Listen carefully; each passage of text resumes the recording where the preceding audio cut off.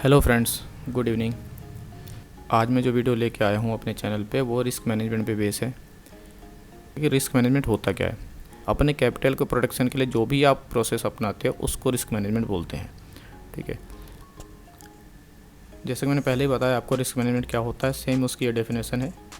आपके लॉसेस को बचाने के लिए जो आप प्रोसेस फॉलो करते हो उसको रिस्क मैनेजमेंट बोलते हैं, जो कि आपके कैपिटल को प्रोटेक्ट करता है, कैपिटल को बचाता है, वो है। ठीक है, इसके कई सारे टूल होते हैं, अपन वन बाय वन बात करेंगे।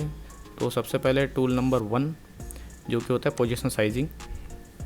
ठीक है, अब पोजीशन साइजिंग क्या होती है, बहुत सिंपल है। आपके जो कैपिटल है उसके अकॉर्डिंग आप क्या क्वांटिटी बाई कर रहे हो उसी को पोजीशन साइजिंग बोलते हैं। देखेंगे तो उसकी एक छोटी सी कैलकुलेशन भी है।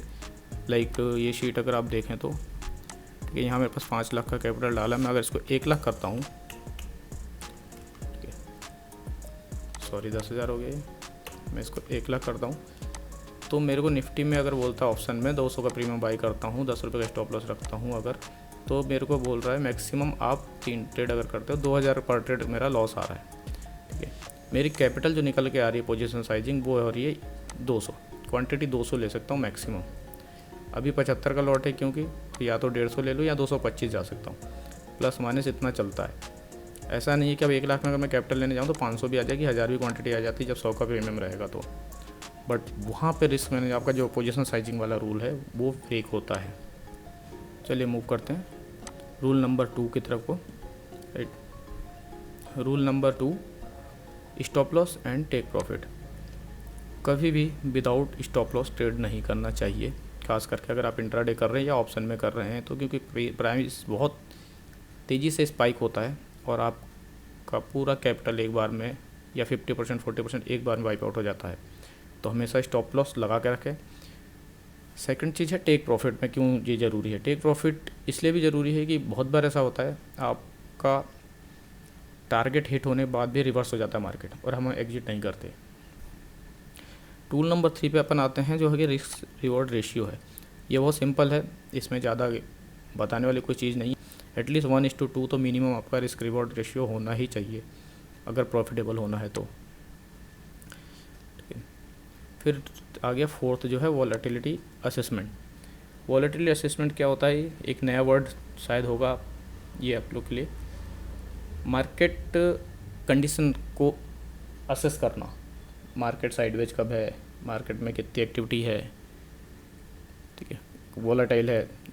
अगर मार्केट के वॉलेटाइल के हिसाब से आपकी जो सेटअप है जिसको स्ट्रेटजी बोलते हो आप, वो अलाइन होना चाहिए मार्केट वॉलेटिलिटी के हिसाब से। अगर आपका सेटअप है साइडवेज में बहुत अच्छा काम करता है तो आपको पता होना चाहिए मार्केट साइडवेज है। आपका सेटअप अगर ट्रेंडिंग मार्केट में सही काम करता है तो उस मार्केट को असेस करना, मार्केट में क्या वॉलेटिलिटी है उसको बोलते हैं असेसमेंट। उसके बेस पे आप ट्रेड लेना, नहीं तो आप साइडवेज मार्केट में ट्रेंडिंग स्ट्रेटजी लगाओगे तो आपको लॉस ही होगा। ठीक है, तो ये हो गया वॉलेटिलिटी असेसमेंट। मूव करते हैं टूल नंबर 5 जो कि इमोशनल कंट्रोल एंड डिसिप्लिन। ये बहुत ही बड़ा रोल प्ले करता है आपके ओवरऑल ट्रेडिंग करियर में, इवन आपकी पर्सनल लाइफ में भी। जो बंदा पर्सनल लाइफ में डिसिप्लिन नहीं है वो फिर इधर ट्रेडिंग में चाहे किसी भी काम में डिसिप्लिन नहीं हो सकता। इमोशनल कंट्रोल ठीक है, पर्सनल लाइफ में इमोशनल होता है बट ट्रेडिंग में इमोशनल बहुत पेनफुल होता है। इसको मतलब 1 बाय 1 जाएंगे, थोड़ा डिटेल में जाएंगे तो इमोशनल कंट्रोल डिसिप्लिन का मीनिंग क्या है, क्या ट्रेडिंग में इसका क्या इम्पैक्ट है और कैसे इसको देखते हैं। तो डिसिप्लिन मतलब आपका ट्रेडिंग प्लान पहले से रेडी होना चाहिए और आपको स्टिक रहना चाहिए कि नहीं मेरा जो ट्रेडिंग प्लान है मैं उसको ही फॉलो करूँगा।